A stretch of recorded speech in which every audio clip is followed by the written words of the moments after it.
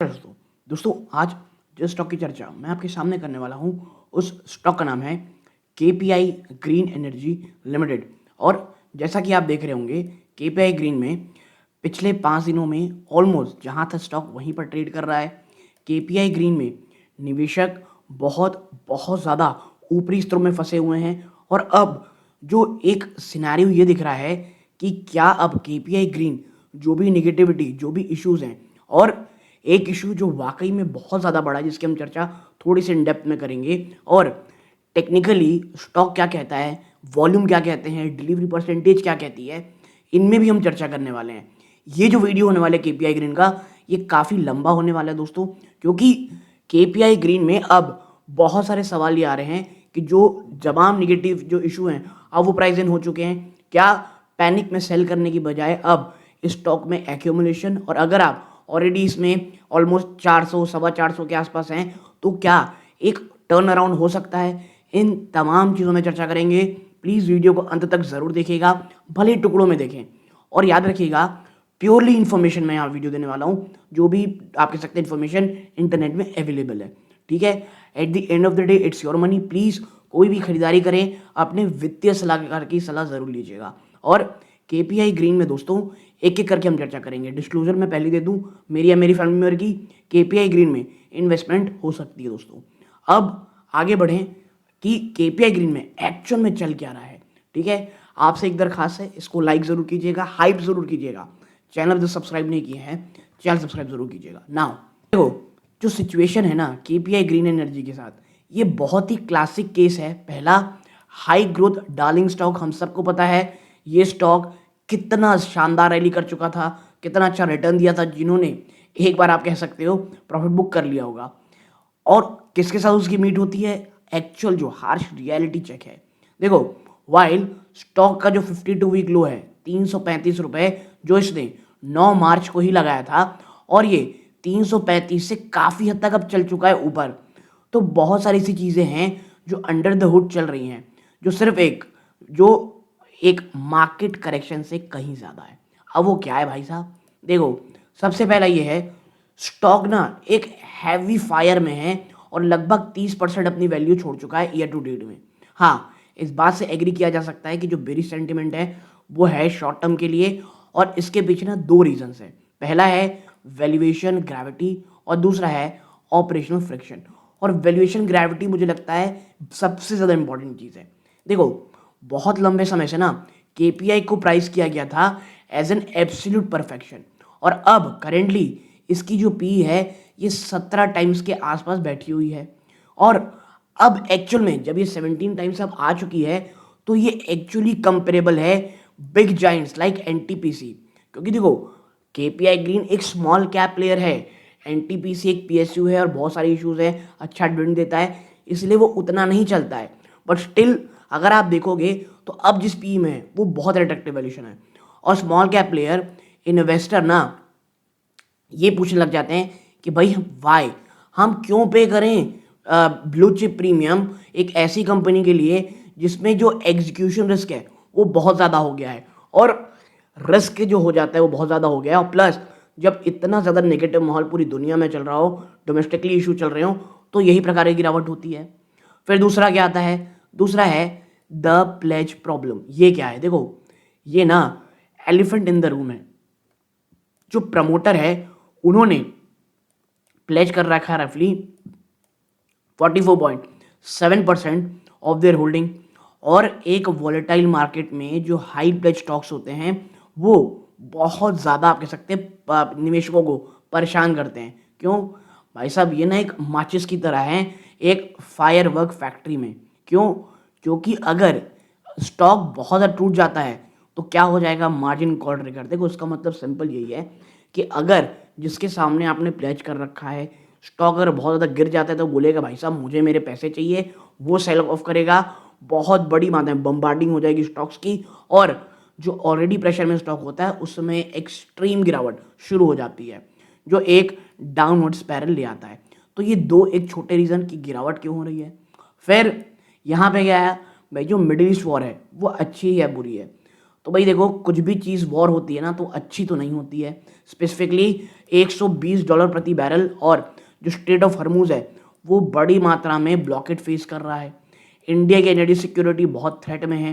तो this should accelerate the shift to domestic renewable. तो कहीं ना कहीं ये ब्लेसिंग इन डिस्गाइज है। ठीक है ना, ये आप कह सकते हो लॉन्ग टर्म के लिए अच्छा है। अब वो इमिडिएटली बैड क्यों है कि देखो कि जो ग्रीन एनर्जी है ये सेफ है फ्रॉम वॉर? बिल्कुल नहीं है भाई साहब, कैसे होगी? कॉन्फ्लिक्ट सबसे ज़्यादा क्या जंप करता है?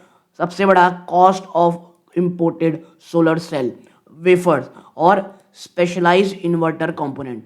सिंस जो रुपया है वो एक डेप्रिसिएटिंग है अंडर ऑयल प्रेशर, जो कॉस्ट है ना कंप्लीटिंग एग्जिस्टिंग प्रोजेक्ट ये लगातार बढ़ते चले जाएंगे। क्योंकि भाई देखो, जैसा कि पता है आईटी कंपनीज के इस बार जो रिजल्ट आएगा उसमें जो वो डॉलर से उनको पेमेंट मिलेगी वो बहुत शानदार होने वाली है। ठीक है, लेकिन जो माल बाहर से आ रहा है भाई साहब वो बहुत महंगा हो जाएगा। रुपी हमको पता है 91 92 के आसपास ट्रेड करने लग जा रहा है। ठीक है, तो जो कॉस्ट ऑफ इम्पोर्ट है वो बहुत महंगा हो रहा है। उसके कारण जो डोमेस्टिक प्रोजेक्ट कंप्लीट करेंगे वो बहुत महंगी हो जाएगी। फिर ये इश्यूज हो गए। लेकिन देखो कुछ अच्छी न्यूज़ भी है, गुड न्यूज़ भी है। क्या? देखो, despite the price drop, company का जो ग्राउंड गेम है वो एक्चुअली बहुत ज़्यादा मजबूत है। और पिछले कुछ हफ्तों में आप देखोगे, पहला है कैपेसिटी माइलस्टोन 24 मार्च 2026, यानी आज से 2 दिन पहले ही उन्होंने रीच किया है एक टोटल एनर्जाइज कैपेसिटी 565 आप कह सकते हैं MWP। अब यहाँ पर क्या है, फ्रेश फंडिंग भी आई। इन्होंने क्या सिक्योर किया है, 979 करोड़ रुपए का लोन कैनरा बैंक से for a 150 megawatt wind project Gujarat में। ये क्या दिखाता है कि जो बैंक्स हैं उन वो अभी भी कॉन्फिडेंस में रखे हुए हैं इनकी जो एग्जीक्यूशन कैपेसिटी है। फिर क्या आता है, BEES आप कह सकते हैं बैटरी, आप कह सकते हैं जो आप एनर्जी बनाते हो उसको स्टोर करने के लिए जो पूरा बैटरी सिस्टम है पिवट। उन्होंने रिसेंटली साइन किया एक एग्रीमेंट विद GUVNL 445 मेगावाट के लिए ऑफ बैटरी स्टोरेज सिस्टम की बात हो जा रही है, बैटरी एनर्जी स्टोरेज सिस्टम्स की। और ये एक फ्यूचर है ऑफ द ग्रिड जो through its currently high due to component cost. ठीक है, तो देखिए यार, ये जो चीज़ें हैं, 3 चीज़ें ये हैं बहुत अच्छी कि काफ़ी अच्छा एक कैपेसिटी माइलस्टोन आया, फ्रेश फंडिंग आ चुकी है। इसके साथ साथ आप देखोगे कि कंपनी अब, क्योंकि जो बैटरी एनर्जी स्टोरेज सिस्टम है इसको लेकर के तमाम जो रिन्यूएबल एनर्जी कंपनियां हैं वो बहुत बहुत ज़्यादा एंथुजियास्टिक है, बहुत सीरियस है। क्योंकि भाई बात सिंपल है, रिन्यूएबल एनर्जी जो है वो हर दिन समान प्रकार की पावर देती नहीं, तो आपको उसे स्टोर करके रखना पड़ेगा। तो हर एक रिन्यूएबल एनर्जी कंपनी इस सेक्टर में बैटरी एनर्जी स्टोरेज सिस्टम में कहीं ना कहीं अपने आप को बहुत मजबूत बनाना चाह रही है। फिर अब वो कौन सी चीज़ है जो निवेशकों को पता होनी चाहिए जिसकी चर्चा कोई नहीं कर रहा, तो वो है 2 हिडन मैट्रिक्स जो आपको देखनी है भाई साहब। पहला है वर्किंग कैपिटल स्ट्रेस। इनका जो वर्किंग कैपिटल डे है वो जहां पहले 92 डे था वो बढ़ करके 168 डेज हो गया। इसका मतलब आप समझ रहे हो, ये बहुत लंबा समय ले रहे हैं कि आपने काम तो कर लिया उसको एक्चुअल कैश में लाने में। और ये एक बहुत बड़ा रेड फ्लैग है फॉर लिक्विडिटी।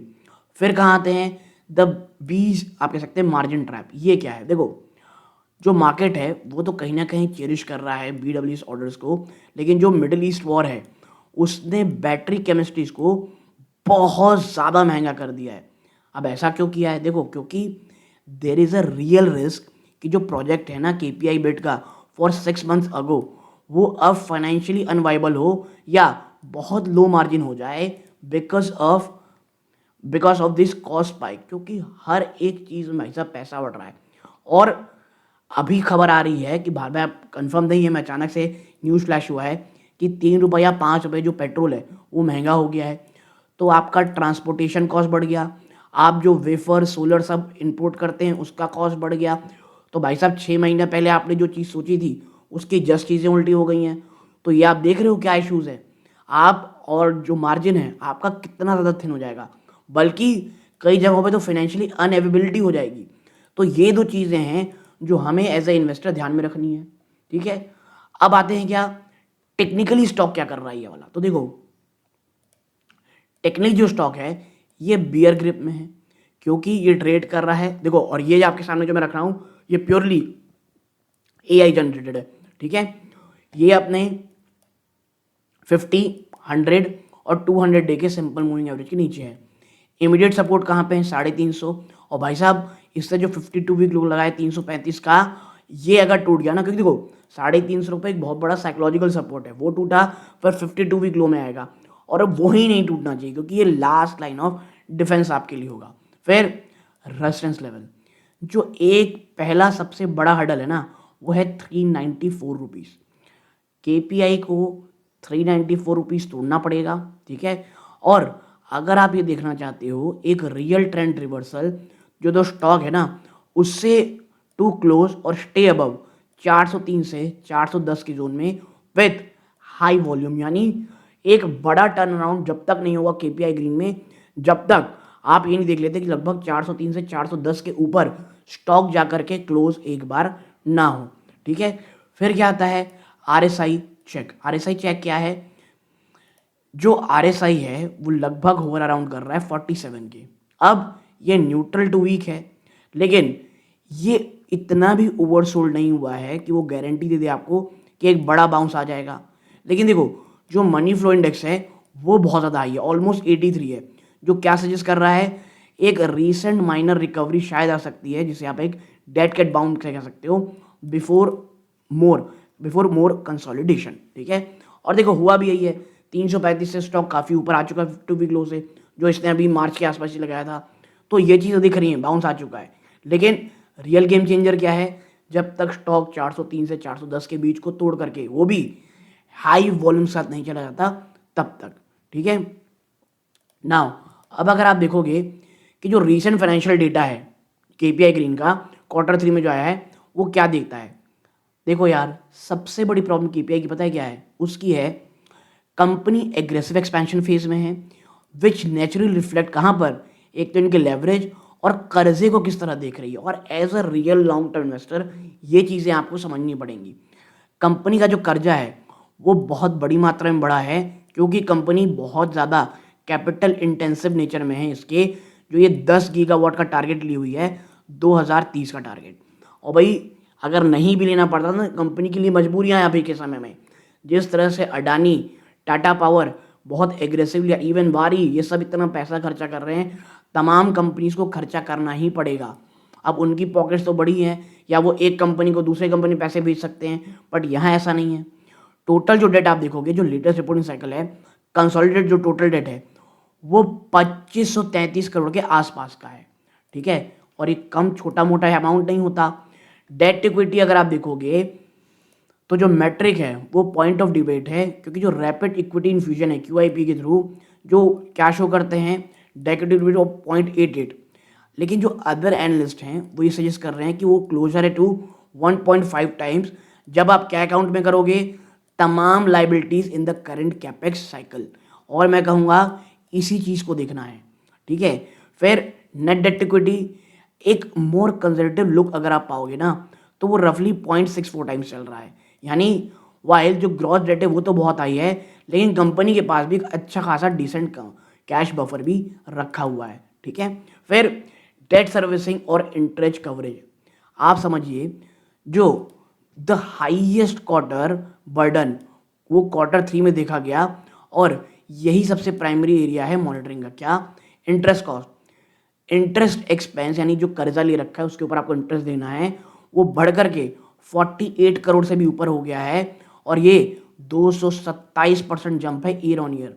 और जो स्पाइक है ना, रिफ्लेक्ट करता है draw down of 3200 crore loan from SBI, जो ये 1 गीगावाट की पावर सोलर के लिए ले रखे हैं, हाइब्रिड प्रोजेक्ट्स के लिए, ठीक है।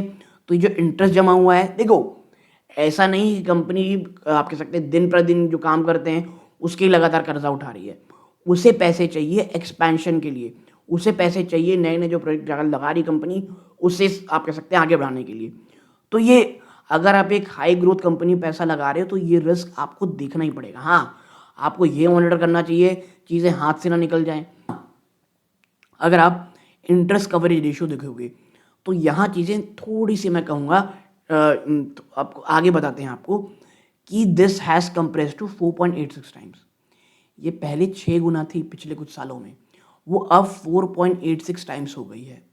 अब देखो टेक्निकली ये अभी भी सेफ है, क्योंकि 3 गुना से ऊपर होना, ये आपको कम तो लगा होगा कि डाउन हुआ है, लेकिन टेक्निकली 3 गुना से ऊपर अगर आपका इंटरेस्ट कवरेज रेशियो है तो जनरली अच्छा कहा जाता है।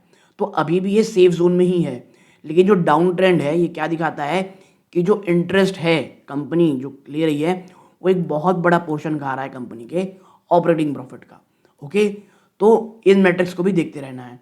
Debt coverage, operating cash flow आप देखोगे तो वो covers only about 16.7 times of total कर्जे, और ये बहुत ही कम है और टिपिकल फॉर कंपनीज, ठीक है, जो फ्यूचर प्रोजेक्ट कमीशनिंग में बहुत ज़्यादा रिलाई करती हैं।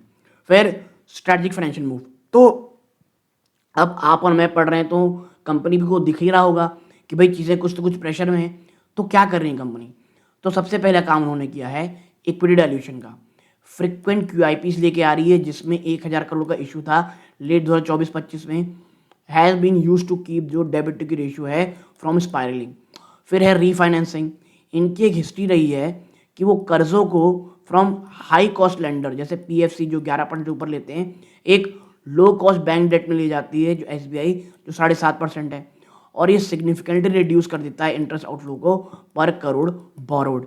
ठीक है, फिर कंपनी ग्रीन बॉन्ड भी लेके आती है।